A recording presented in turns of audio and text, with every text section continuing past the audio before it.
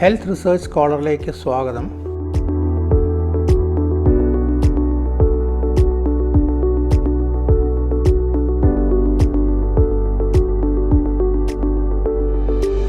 നമ്മൾ കോസ്റ്റിംഗ് എന്ന സങ്കല്പത്തിനെക്കുറിച്ച് പറഞ്ഞു. അതായത് ഒരു പ്രവർത്തനത്തിന് വേണ്ട വിഭവങ്ങളെക്കുറിച്ച് പഠിക്കുന്നതിനാണ് കോസ്റ്റിംഗ് എന്ന് പറയുന്നത്. എങ്ങനെ സമാഹരിക്കുന്നു, അതേ രീതിയിൽ ചിലവാക്കപ്പെടുന്നു എന്നൊക്കെയുള്ളതാണ് കോസ്റ്റിംഗ് പഠനം കൊണ്ട് ഉദ്ദേശിക്കുന്നത്. കോസ്റ്റ് എന്ന് പറയുന്നത് അവസരനഷ്ടം ആണ് എന്ന് നമ്മൾ സൂചിപ്പിച്ചു. ഓപ്പർച്യൂണിറ്റി കോസ്റ്റ് എന്ന് പറയുന്ന സങ്കല്പം ഏറ്റവും പ്രധാനമാണ് എക്കണോമിക്സിൽ, സാമ്പത്തിക ശാസ്ത്രത്തിൽ. എന്നാൽ ഈ കോസ്റ്റിന് പല എലിമെൻറ്റ്സ് ഉണ്ട്, പല രീതിയിലുള്ള കോസ്റ്റുകളുണ്ട്. അവയെക്കുറിച്ചാണ് ഇപ്പോൾ പറയാൻ ഉദ്ദേശിക്കുന്നത്. ഏറ്റവും പ്രധാനമായിട്ട് ഫിക്സ്ഡ് കോസ്റ്റ് എന്നൊരു സങ്കല്പമുണ്ട്. അത് നിശ്ചിതമായ കോസ്റ്റ്.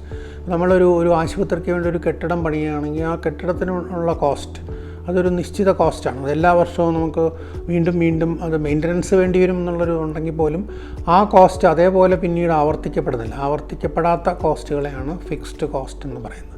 എന്നാൽ ആവർത്തിക്കപ്പെടുന്ന കോസ്റ്റുകളുണ്ട്. ഇപ്പോൾ മരുന്നിൻ്റെ വില, ആളുകളുടെ ശമ്പളം, അങ്ങനെയൊക്കെയുള്ള പല കാര്യങ്ങൾ, വേസ്റ്റ് മാനേജ്മെൻറ്റ്, അവയൊക്കെ നമുക്ക് കൺസ്യൂമബിൾസ് എന്നൊക്കെ പറയുന്ന അതിന് വേരിയബിൾ കോസ്റ്റ്, അതായത് അസ്ഥിരമായ കോസ്റ്റുകൾ. അത് നമ്മുടെ ഔട്ട്പുട്ട് അനുസരിച്ച് വേരി ചെയ്യും. ഇപ്പോൾ നമുക്ക് 10 ബെഡുള്ള ആശുപത്രിയിൽ ഒരു കോസ്റ്റ് ആണെങ്കിൽ അത് 12 ബെഡാക്കുമ്പോൾ കോസ്റ്റ് കൂടും. പക്ഷേ ഫിക്സ്ഡ് കോസ്റ്റ് മാറുന്നില്ല. കാരണം അതിൻ്റെ കെട്ടിടത്തിൻ്റെ കോസ്റ്റ് ഒരു തവണ കൊണ്ട് പൂർണ്ണമാകുന്നു. പക്ഷേ അതേ സമയത്ത് വേരിയബിൾ കോസ്റ്റ്, ഇപ്പോൾ ബെഡിൻ്റെ എണ്ണം കൂടുകയോ സർവീസ് കൂടുതൽ കൊടുക്കുകയോ ചെയ്യുമ്പോൾ അതനുസരിച്ച് ആ കോസ്റ്റ് കൂടുതലും കുറവും ഒക്കെ ആയിക്കൊണ്ടിരിക്കും.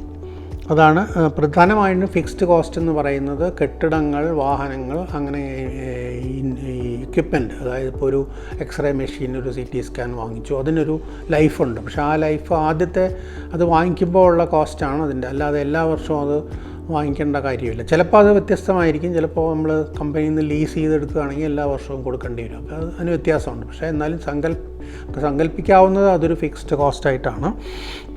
വേരിയബിൾ കോസ്റ്റ് നേരത്തെ സൂചിപ്പിച്ചതുപോലെ മരുന്നുകൾ, ഇഞ്ചക്ഷൻ, രോഗികളുടെ മറ്റ് ഫുഡിൻ്റെ കോസ്റ്റ്, അതെല്ലാം വേരിയബിൾ കോസ്റ്റാണ്. ഇവയിൽ നിന്ന് തന്നെ നമുക്ക് വേറെ ചില കാര്യങ്ങളിലേക്ക് എത്താൻ പറ്റും. Average cost. ഇപ്പോൾ ഒരു രോഗിക്ക് സേവനം കൊടുക്കാനായിട്ട് ഒരു ആശുപത്രിക്ക് ശരാശരി ചിലവാകുന്നതിന് ആവറേജ് കോസ്റ്റ് എന്ന് പറയും. അപ്പോൾ ആവറേജ് കോസ്റ്റ് തന്നെ ആവറേജ് വേരിയബിൾ കോസ്റ്റായിട്ട് നമുക്ക് ബ്രേക്ക് ഡൗൺ ചെയ്യാൻ സാധിക്കും.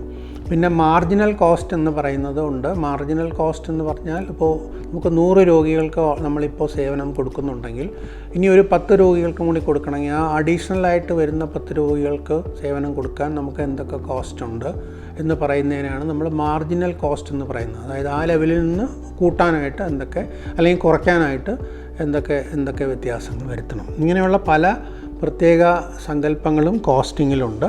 പിന്നെ അതുപോലെ തന്നെ പ്രത്യക്ഷമായ കോസ്റ്റും പരോക്ഷമായ കോസ്റ്റും ഉണ്ട്. ഇപ്പോൾ നമ്മൾ പലപ്പോഴും മറന്നു പോകുന്നൊരു കാര്യമാണ്. ഇപ്പോൾ രോഗിയെ നമ്മൾ അഡ്മിറ്റ് ചെയ്ത് കഴിയുമ്പോൾ അതിൻ്റെ പ്രത്യക്ഷ കോസ്റ്റ് ഉണ്ട്. പ്രത്യക്ഷ കോസ്റ്റ് എന്ന് പറയുന്നത്, ഇപ്പോൾ ആശുപത്രിയിൽ ഒരു ബെഡ് അയാൾക്ക് വേണ്ടി 10 ദിവസം കിടക്കുകയാണെങ്കിൽ ആ 10 ദിവസം വേറൊരാളെ അവിടെ കിടത്താൻ പറ്റില്ല. അപ്പോൾ അതിനൊരു കോസ്റ്റ് ഉണ്ട്.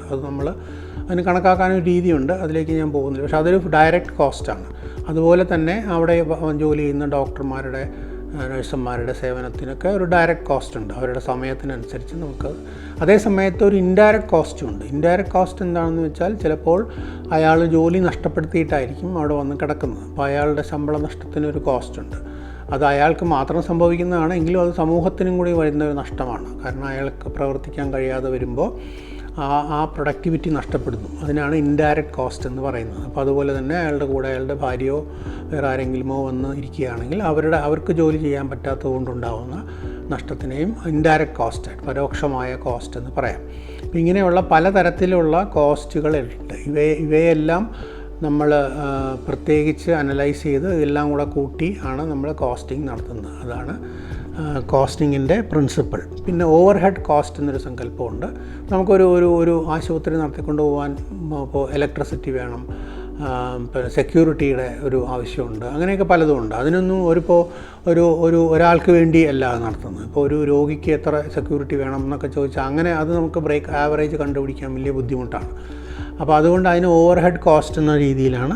പിന്നെ വേറെ ഒരു സങ്കല്പമുള്ള സങ്ക് കോസ്റ്റ് എന്ന് പറയുമ്പോൾ നമ്മളൊരു പ്രത്യേക കാര്യത്തിന് വേണ്ടി ഒരു പൈസ ചിലവാക്കി കഴിഞ്ഞാൽ പിന്നീട് അത് തിരിച്ചെടുക്കാൻ പ്രയാസമായിരിക്കും. ഇപ്പോൾ നമ്മളൊരു വാഹനം ആശുപത്രിക്ക് വേണ്ടി വാങ്ങിച്ച് കഴിയുകയാണെങ്കിൽ ചിലപ്പോൾ അതിന് ആവശ്യത്തിനുള്ള ഉപയോഗം ഉണ്ടാവില്ല, പക്ഷേ എന്നാൽ പോലും ആ കോസ്റ്റ് നമുക്ക് നഷ്ടപ്പെടുന്നു. അപ്പോൾ അതൊരു സങ്ക് കോസ്റ്റാണ്. അപ്പോൾ അതിനെ പിന്നെ എങ്ങനെ പ്രയോജനപ്പെടുത്താമെന്ന് മാത്രമേ നമുക്ക് നോക്കാൻ പറ്റുള്ളൂ. ആ കോസ്റ്റ് നമുക്ക് തിരിച്ചെടുക്കാൻ സാധിക്കില്ല. ഇങ്ങനെയുള്ള പല സങ്കല്പങ്ങളും കോസ്റ്റിങ്ങുമായിട്ട് ബന്ധപ്പെട്ടിട്ടുണ്ട്. ഇവയെല്ലാം തലനാരിഴ കീറി പഠിക്കുന്നതിനെയാണ് കോസ്റ്റിംഗ് സ്റ്റഡീസ് എന്ന് പറയുന്നത്. വളരെ പ്രധാനമാണ്. അതാണ് ഈ വീഡിയോ, അതിലേക്കുള്ള ഒരു ഇൻട്രൊഡക്ഷനാണ് ഈ വീഡിയോ. നന്ദി.